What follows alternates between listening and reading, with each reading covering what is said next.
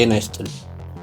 አከራዮች በጉጉት ሲጠብቁት የነበረው አዲሱ የቤት ኪራይ የግብር ምጣኔ በገቢ ግብር አዋጅ ቁጥር 1395/2017 መሰረት የካቲት 27 ቀን 2018 ዓ.ም በይፋ ወጥቷል። ይህ አዋጅ በኪሶ ወይ በካዝናው ላይ ምን ለውጥ ያመጣል? ግብሮ ጨምሯል ወይስ ቀንሷል? ለየትኛው አከራይ ቀነሰ? ለየትኛውስ አከራይ ጨመረ? በሚልና እንዲሁም የቀድሞውንና የአዲሱን የግብር ምጣኔ ሰንጠረዥ በማነጻጸር እያንዳንዱ ግለሰብ ሊከፍል የሚገባውን ትክክለኛ የኪራይ የገቢ ግብር መጠን በዝርዝር እንመለከታለን። በተጨማሪም በኪራይ ገቢ ግብር ላይ በዋናነት ተያያዥ በሆኑት በሚከተሉት 5 ርዕስ ላይ እናተኩራለን። እነሱም አንደኛ፣ የቤት ኪራይ የገቢ ግብር ማለት ምንድን ነው? ሁለተኛ፣ የግብር ከፋዮች ደረጃና አወሳሰን። ሶስተኛ፣ የግብር መክፈያ ጊዜያትን በተመለከተ። አራተኛ፣ በአዲሱ መመሪያ አዋጅ ቁጥር 1395/2017 መሰረት የታክስ ስሌት ማብራሪያና የገቢ ግብር ምጣኔ ሰንጠረዥ በተመለከተ። አምስተኛ፣ በአዲሱ መመሪያ የ3 ወር የቤት ኪራይ ትርፍ ግብር ቅድመ ክፍያ ዊዝሆልዲንግ ታክስ ምንድን ነው? እንዴትስ ይሰላል? በሚለው ጉዳዮች ላይ እንነጋገር። አምደ ሚካኤል ነኝ። እስከ ቪዲዮ መጨረሻ አብራችሁን ቆዩ። ምክንያቱም በመጨረሻ ላይ በአዲሱ የግብር ምጣኔ መሰረት ግብሮን በቀላሉ የሚያስሉበትን ዘዴ እንነግራችኋለን። ሳትረሱ በዚህ ቻናል አዲስ የሆናችሁ ሰብስክራይብ በማድረግ የቢዝነስ ቤተሰባችንን ተቀላቀሉ። አሁን ቀጥታ ወደ ዝርዝሩ እንለፍ።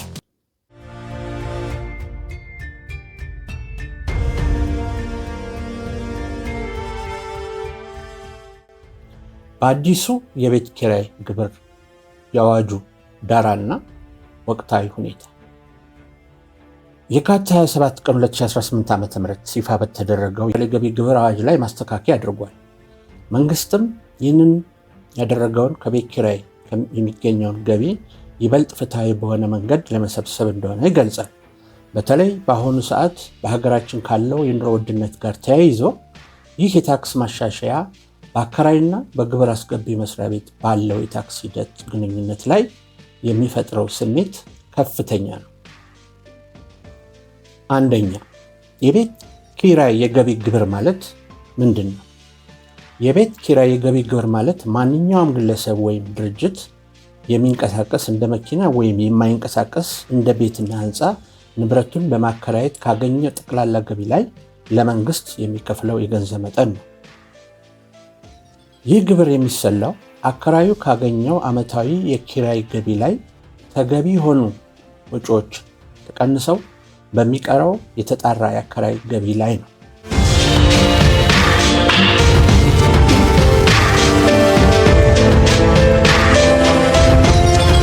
ሁለተኛ፣ የግብር ከፋዮች ደረጃና አወሳሰን ምንድን ነው? በኢትዮጵያ የግብር አከፋፈል ስርዓት ግብር ከፋዮች በዓመታዊ የሽያጭ መጠናቸው ወይም የሽያጭ ተርኖቨራቸው መሰረት በ3 ዋና ዋና ደረጃዎች ይከፈላሉ። ደረጃ ሀ ካታጎሪ ኤ ወይም ዓመታዊ ሽያጭ መጠናቸው ከ1 ሚሊዮን ብር እና ከዚያ በላይ የሆኑ የግብር ከፋዮች ናቸው። እነዚህ የሂሳብ መዝገብ የመያዝ ግዴታ አለባቸው። ደረጃ ለ ወይም ካታጎሪ ቢ ዓመታዊ የሽያጭ መጠናቸው ከ500,000 ብር እስከ 1 ሚሊዮን ብር የሆኑ ግብር ከፋዮች ናቸው። እነዚህም የሂሳብ መዝገብ መያዝ ይኖርባቸዋል። ደረጃ ሐምርሃ ወይም ካታጎሪ ሲ ዓመታዊ የሽያጭ መጠናቸው ከ500,000 ብር በታች የሆኑ ትናንሽ ግብር ከፋዮች ናቸው። እነዚህ የሂሳብ መዝገብ የመያዝ ግዴታ የለባቸውም። ግብራቸው የሚወሰነው በገቢዎች ባለስልጣን መስሪያ ቤት ግምት ነው።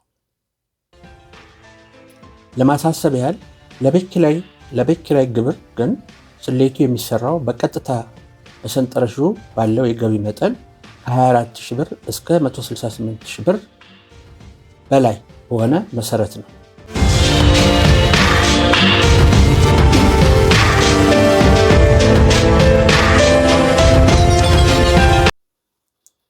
ሶስተኛ፣ የግብር መክፈያ ጊዜያት።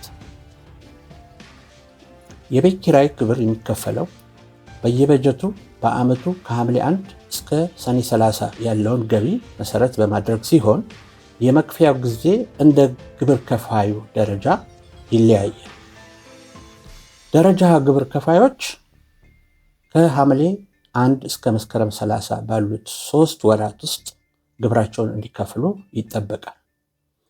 ደረጃ ለ ግብር ከፋዮች ከሐምሌ 1 እስከ ነሐሴ 30 ባሉት 2 ወራት ውስጥ ግብራቸውን እንዲከፍሉ ይጠበቃል።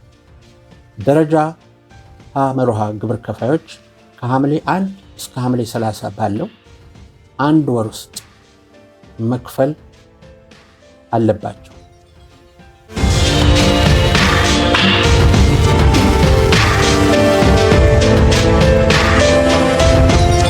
አራተኛ፣ የቀድሞና የአሁኑን የግብር ሰንጠረዥ በንጽጽር ስንመለከተው ከዚህ የግብር ስሌት ሰንጠረዥ እንደምትመለከቱት ዓመታዊ የኪራይ ገቢያቸው እስከ 24,000 ብር የሆኑ ሁሉ ከግብር ነፃ ወይም በዜሮ ግብር ምጣኔ የታክስ ስሌት ውስጥ ናቸው። አሁን ወደ ዋናው ቁም ነገር እንግባ።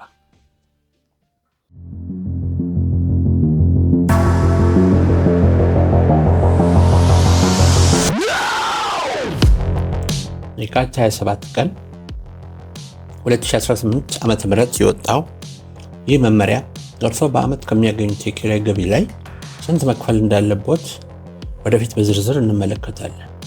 ለምሳሌ ያህል ግን በዓመት እስከ 24,000 ብር የሚያገኙ ከሆነ ግብር የለቦትም ወይም 0% ነው። ገቢው እያደገ ሲሄድ ግን የታክስ ምጣኔው ከ15% ተነስቶ እስከ ከፍተኛው 35% ይደርሳል። ከዚህ ስር የምንመለከተው የገቢ ግብር ምጣኔ ሰንጠረዥም የሚያሳየን ይህ ነው። ለምሳሌ በዚህ የገቢ ግብር ምጣኔ ሰንጠረዥ ከ168,000 ብር በላይ የሚያገኙ አከራዮች 35% ግብር ሲታሰብላቸው መንግስት ደግሞ 24,600 ብር ተቀናሽ ያደርግላቸዋል። በድርጅቶች ላይ ተፈጻሚ የሚሆነው የግብር ምጣኔ 30% ብቻ ነው። በግለሰብ ላይ ተፈጻሚ የሚሆነው የግብር ምጣኔዎች ግን ከዚህ በታች እንደሚታየው የገቢ ግብር ምጣኔ ሰንጠረዥ ነው። በዚህ አጋጣሚ አንድ መልእክት አስተላልፈን እንለፍ። አንድ ትልቅ ሚስጥር እንንገራችሁ። ተከራይዎ ድርጅት ከሆነና በየ3 ወሩ ግብር ቀንሶ የሚያስቀር ከሆነ ያ የከፈለው ገንዘብ በዓመቱ መጨረሻ ከጠቅላላ ግብሮ ላይ ተቀናሽ ይደረግሎታል። ስለዚህ የታክስ መቁረጫ ደረሰኞትን ወይም የተሰጡትን ደረሰኝ በጥንቃቄ መያዝዎን እንዳይረሱ። ጠቅላላ ዓመታዊ የገቢ ግብር ምን ማለት ነው? በመጀመሪያ የቤት ኪራይ የገቢ ግብር ማለት ማንኛውንም ንብረት በማከራየት ከሚገኝ ጠቅላላ ገቢ ላይ ለመንግስት የሚከፈል ድርሻ ነው። ስለዚህ አንድ ግለሰብ ከህንፃው 30 ክፍሎችን እያንዳንዳቸው በ15,000 ብር ቢያከራይና በተጨማሪ 2 ክፍሎችን ለባንክ እያንዳንዳቸው በ40,000 ብር ቢያከራይ በአዲሱ መመሪያ በ2018 ዓ.ም የሚከፍለው የቤት ኪራይ ስንት ይሆናል? የስሌት ምሳሌ እስኪ በምሳሌ ነው። አንድ ግለሰብ 30 ክፍሎችን እያንዳንዳቸውን በ15,000 ብር እንዲሁም ተጨማሪ 2 ክፍሎችን ለባንክ በ30,000 ብር ቢያከራይ የሚከፍለው ግብር ስንት ይሆናል? እንደ ድርጅት 30% የሚከፍል ቢሆንም በግለሰብ ደረጃ ግን በእርከን ሰንጠረዡ ላይ ይለያል።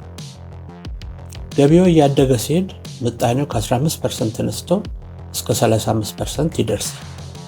ለምሳሌ ከ168,000 ብር በላይ የሚያገኙ ከሆነ 35% ግብር ሲታሰብ 24600 ብር ደግሞ ተቀናሽ ይደረግለታል። ግብርን ለማስላት በመጀመሪያ ጠቅላላ ዓመታዊ የኪራይ ገቢው መታወቅ አለበት። ህንፃው ለኪራይ አገልግሎት ዝግጁ ሆኖ እስካለ ድረስ ባይከራይም እንኳ እንደተከራየ ተቆጥሮ የህንፃው እርጅናና ሌሎች ወጪዎች ታስበው ተቀናሽ ይደረግለታል። እስኪ በምሳሌ እንየው። አንድ ግለሰብ ከህንፃው 30 ክፍሎችን እያንዳንዳቸውን በ15000 ብር ያከራይና በተጨማሪ 2 ክፍሎችን ለባንክ እያንዳንዳቸውን በ40000 ብር ቢያከራይ የሚያገኘው ዓመታዊ የቤት ኪራይ ስንት ይሆናል? አዋጁ ለሁለት ይከፈላል። በድርጅቶች ላይ ተፈጻሚ የሚሆነው የግብር መጠን 30% ሲሆን በግለሰቦች ላይ ግን እንደ ገቢያቸው መጠን ከ0 እስከ 35% ይደርሳል። ለምሳሌ በዓመት 168000 ብር በላይ የሚያገኙ አከራዮች 35% ግብር ሲታሰብላቸው መንግስት ደግሞ 24600 ብር ተቀናሽ ያደርግላቸዋል። አንድ ትልቅ ምስጢር አሁንም ልጨምርላችሁ። ለኪራይ የተገነባ ህንፃ ለሌላ ዓላማ እስካልዋለ ድረስ ባይከራይም እንኳ እንደተከራየ ተቆጥሮ የህንፃው እርጅናና ሌሎች ወጪዎች ታስበው ተቀናሽ ይደረጋሉ። ይህ ማለት ህንፃው ዝግጁ ሆኖ ባለመከራየቱ አከራዩ እንዳይጎዳ ይረዳዋል። አሁን ወደ ስሌቱ እንግባ። ግለሰቡ በ30ዎቹ ክፍሎች በወር 450 ሺህ ብር በዓመት ደግሞ 5,400,000 ብር ያገኛል። ለባንክ ካከራያቸው ክፍሎች 2 ክፍሎች ደግሞ በወር 40 ሺህ ብር በዓመት 480 ሺህ ብር ይሰበስባል። በአጠቃላይ ግለሰቡ ግብር የሚታሰብበት ትልቅ ገቢ አለው ማለት ነው። እስኪ አሁንም በምሳሌ እንመልከት። አንድ ግለሰብ ከ30ዎቹ ክፍሎች በወር 450 ሺህ ብር በዓመት ደግሞ 5,450,000 ብር ያገኛል። ለባንክ ካከራያቸው 2 ክፍሎች ደግሞ በወር 40 ሺህ በዓመት 480 ሺህ ብር ይሰበስባል። አዋጁ ለሁለት ይከፈላል። በድርጅቶች ላይ ተፈጻሚ የሚሆነው የግብር መጠን 30% ሲሆን በግለሰቦች ላይ ግን እንደ ገቢያቸው መጠን ከ0 እስከ 35% ይደርሳል። ለምሳሌ በዓመት 168,000 ብር በላይ የሚያገኙ አከራዮች 35% ግብር ሲታሰብላቸው መንግስት ደግሞ 24600 ብር ተቀናሽ ያደርግላቸው። አሁን ወደ ስሌቱ ስንገባ ወይም እንግባና ግለሰቡ ከ30ዎቹ ክፍሎች በወር 450 ሺህ ብር በዓመት ደግሞ 5,400,000 ብር ያገኛል። ለባንክ ካከራያቸው 2 ክፍሎች ደግሞ በወር 40 ሺህ ብር በዓመት 480 ሺህ ብር ይሰበስባል። በአጠቃላይ የግለሰቡ ጠቅላላ ዓመታዊ የኪራይ ገቢ 5,880,000 ብር ይደርሳል ማለት ነው። ይህ ገቢ በሰንጠረዡ የመጨረሻው ረድፍ ላይ ስለሚወድቅ የ35% ከፍተኛ ግብር ተከፋይ ይሆናል ማለት ነው። እስኪ ነገሩን በምሳሌ ነው። አንድ ግለሰብ ከህንፃው ላይ 30 ክፍሎችን እያንዳንዳቸው በ15,000 ብር ቢያከራይ በተጨማሪ 2 ክፍሎችን ለባንክ በ40 ሺህ ብር ቢያከራይ በ2018 ዓ.ም የሚከፍለው የቤት ኪራይ ግብር ስንት ሊሆን ይችላል? አሁን ወደ ስሌቱ ነው። ግለሰቡ ከ30ዎቹ ክፍሎች በወር 450 ሺህ ብር በዓመት ደግሞ 5,400,000 ብር ያገኛል። ለባንክ ካከራያቸው 2 ክፍሎች ደግሞ በወር 40 ሺህ ብር በዓመት 480 ሺህ ብር ይሰበስባል። በአጠቃላይ የግለሰቡ ጠቅላላ ዓመታዊ የኪራይ ገቢ 5,880,000 ብር ደርሷል። ይህ ገቢ ከ2 ሚሊዮን ብር በላይ ስለሆነ ግለሰቡ የደረጃ ሀ ወይም የካታጎሪ ኤ ግብር ከፋይም ያደርገዋል። ግለሰቡ ከ30ዎቹ ክፍሎች በወር 450 ሺህ ብር በዓመት ደግሞ 5,400,000 ብር ያገኛል። ለባንክ ካከራያቸው 2 ክፍሎች ደግሞ በወር 40 ሺህ ብር በዓመት 480 ሺህ ብር ይሰበስባል። በ2018 ዓ.ም የሚከፍለው የቤት ኪራይ ገቢ ግብር ስንት ሊሆን ይችላል? በአጠቃላይ የዚህ ግለሰብ ጠቅላላ ዓመታዊ የኪራይ ገቢ የሁለቱ ድምር ውጤት ወይም 5,880,000 ብር ይደርሳል ማለት ነው። ይህ ዓመታዊ ገቢ ከ2 ሚሊዮን ብር በላይ ስለሆነ የግለሰቡን የደረጃ ሀ ወይም ኤ ካታጎሪ ግብር ከፋይ ያደርገዋል። የደረጃ ሀ ግብር ከፋይ በመሆኑ ደግሞ ግለሰቡ የሂሳብ መዝገብ ወይም ፋይናንሻል ስቴትመንት የመያዝ ግዴታ ይኖርበታል ማለት ነው። ታዲያ ይህን ግብር ለማስላት በመጀመሪያ ምኑ መታወቅ አለበት? እርግጥ ነው ጠቅላላ ዓመታዊ የኪራይ ገቢው እንደምትሉ የታወቀ ነው። በአጠቃላይ የዚህ ግለሰብ ጠቅላላ ዓመታዊ የኪራይ ገቢ የሁለቱ ድምር ውጤት ወይም 5,880,000 ብር ሆኗል። ተቀናሽ የሚደረጉ ወጪዎች ሊኖሩ ስለሚችሉ በመዝገቡ ላይ ተመዝግበው የተገኙ ተቀናሽ የሚደረጉ ወጪዎች ዝርዝር ደግሞ ከዚህ እንደሚከተሉት ናቸው። የሊዝ ክፍያ 200,000፣ የጥገና ወጪ 400,000፣ ለእርጅና ቅናሽ 500,000፣ ለወለድና የመድን አረቦን 400,000 ብር እንዲሁም ለከተማ አስተዳደር የተከፈሉ 210,000 ብር ወጪዎች ተቀናሽ ይደረጋሉ። ታዲያ ይህን ግብር ለማስላት መጀመሪያ ምኑ መታወቅ አለበት? እርግጥ ነው ጠቅላላ ዓመታዊ የኪራይ ገቢው ወይም 5,880,000 ብር መኖር አለበት፣ መታወቅ አለበት። በመዝገቡ ላይ ተቀናሽ የሚደረጉ ወጪ ዝርዝርም እነዚሁ ናቸው። ቀደም ሲል እንደገለጽ ነው የሊዝ ክፍያ 200,000 ብር፣ የጥገና ወጪ 400,000 ብር፣ ለእርጅና ቅናሽ 500,000 ብር፣ የወለድና የመድን አረቦን 400,000 ብር እንዲሁም ለክፍለ ከተማ አስተዳደር 210,000 ብር ወጪ ተቀናሽ ይደረጋሉ። ጠቅላላ ተቀናሽ ወጪ እነኚህ ሁሉ ወጪዎች ስንደምራቸው ጠቅላላ ተቀናሽ የሚደረገው የገንዘብ መጠን 1,730,000 ብር ይሆናል ማለት ነው። አሁን ወደ ዋና ስሌት ተቃርበናል። እስካሁን ባየነው መሰረት ጠቅላላ ዓመታዊ የኪራይ ገቢያችን 5,880,000 ብር መሆኑን አውቀናል። ከዚህ ገቢ ላይ በመዝገብ የተያዙትን ጠቅላላ ተቀናሽ ወጪዎቻችን ደግሞ 1,730,000 ብር ናቸው። ታዲያ መንግስት ግብር የሚያሰላው በየትኛው የገንዘብ መጠን ላይ ነው? ግብር የሚከፈልበት የኪራይ ገቢ ወይም ታክሰብል ሬንታል ኢንካምስ ስንት ይሆናል? አሁን ነገሩን ቀለል አድርገን እንየው። ግብር የሚከፈልበትን የኪራይ ገቢ ለማግኘት ቀመሩ በጣም ቀላል ነው። ይህም ማለት ከዓመቱ የአከራዩ ጠቅላላ ዓመታዊ የኪራይ ገቢ ላይ ጠቅላላ የዓመቱን ተቀናሽ ወጪዎች መቀነስ ነው። በአጭሩ 5,880,000 ብር ሲቀነስ 1,730,000 ብር ማለት ነው። 1,730,000 ማለት ጠቅላላ ወጪዎቹ ተቀንሰው ማለት ነው። አሁን ውጤቱ መጥቷል። ከግለሰቡ ጠቅላላ ዓመታዊ ገቢ 5,880,000 ብር ላይ ተቀናሽ ወጪዎቹ ማለትም 1,730,000 ብር ስንቀንስ 4,150,000 ብር እናገኛለን። ታዲያ ይህ ቁጥር ምንድን ነው? ይህ ግብር የሚከፈልበት የኪራይ ገቢ ወይም ታክሰብል ሬንታል ኢንካም ይባላል። መንግስት ግብር የሚያሰላው በዚህ ቁጥር ላይ ብቻ ነው ማለት ነው። እንግዲህ አከራዩ ለመንግስት የሚከፍለውን ትክክለኛ የገንዘብ መጠን ለማወቅ ይህንን የመጨረሻ ቀመር እንጠቀማለን። ግብር የሚከፈልበት የኪራይ ገቢን በግብር ምጣኔው አባዝተን የሚመጣውን ውጤት በሰንጠረዡ ላይ ባለው ተቀናሽ ወይም ዲዳክሽን መቀነስ ነው።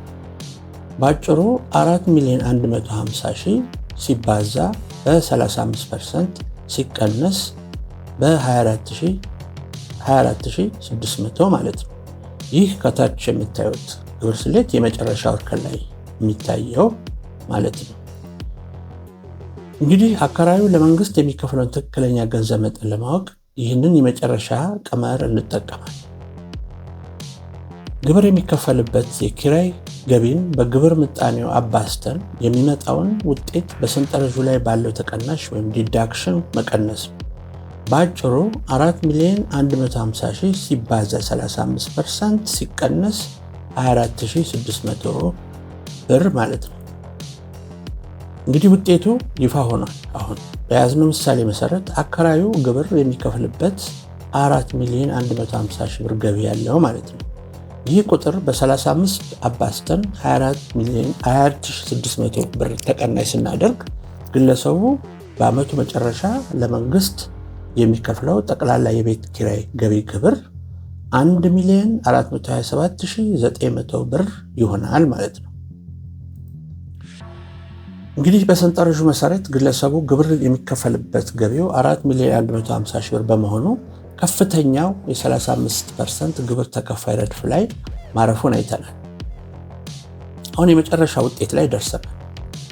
ቀመሩን ስንተረጉመው 4,150,000 ሲባዛ 35% ውጤቱ 1,452,500 ብር ይመጣል።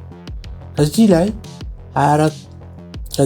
24,600 ተቀናሹን ስንቀንስ አከራዩ በ2018 በጀት ዓመት ለመንግስት የሚከፍለው የተጣራ የቤት ኪራይ ገቢ ግብር 1,427,900 ብር ይሆናል ማለት ነው።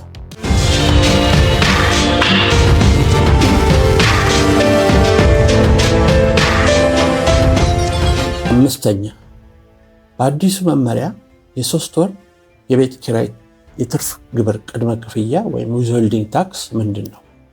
5.1 የቤት ኪራይ የትርፍ ግብር ቅድመ ክፍያ ዓላማው በገቢ ግብር ማሻሻያ አዋጅ 1395/2017 አንቀጽ 89 በተደነገገው መሰረት ይህ አሰራር በተለይ በደረጃ ሀ እና ለ ስር ባሉ የንግድ ድርጅቶች ላይ የሚተገበር ሲሆን አንድ ድርጅት ወይም ግለሰብ ለቤት ኪራይ የሚከፍለው የታክስ ክፍያ ከታክስ ክፍያ በፊት ተቀንሶ ለገቢዎች ቢሮ የሚገባበት መንገድ ነው። ዓላማው መንግስት የዓመቱን ግብር እስከ ዓመቱ መጨረሻ ከመጠበቅ ይልቅ በየ3 ወሩ ወይም በሩብ ዓመቱ በየሩብ ዓመቱ በቅድሚያ እንዲሰበሰብ ለማድረግ ነው።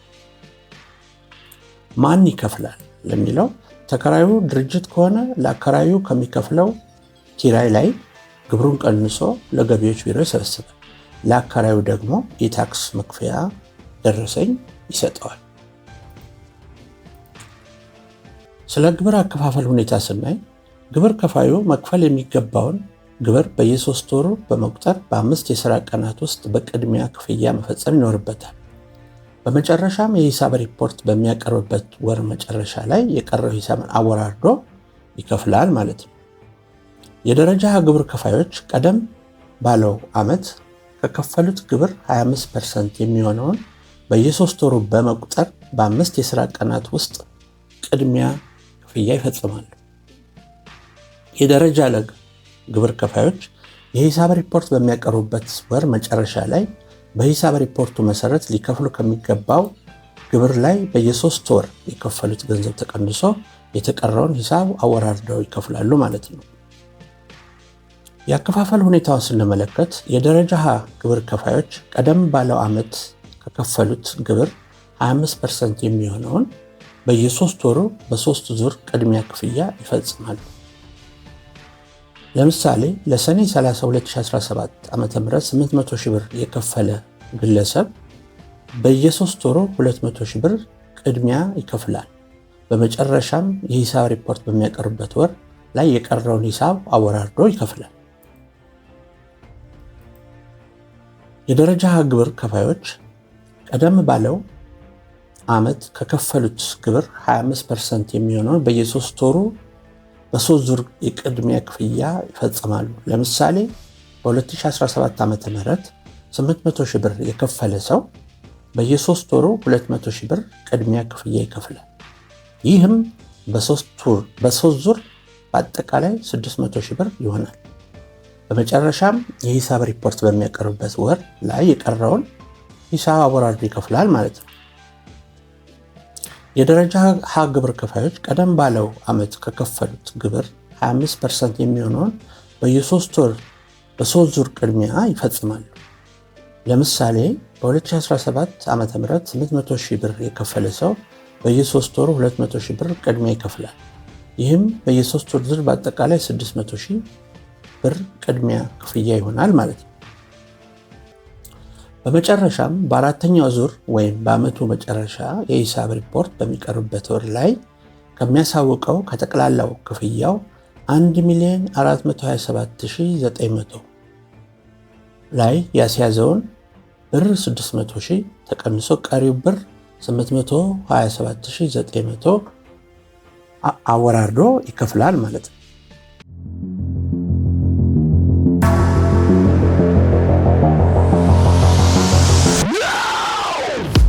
እንግዲህ ባጭሩ ስናጠቃልለው የዛሬ መረጃችን ይህን ይመስል ነበር።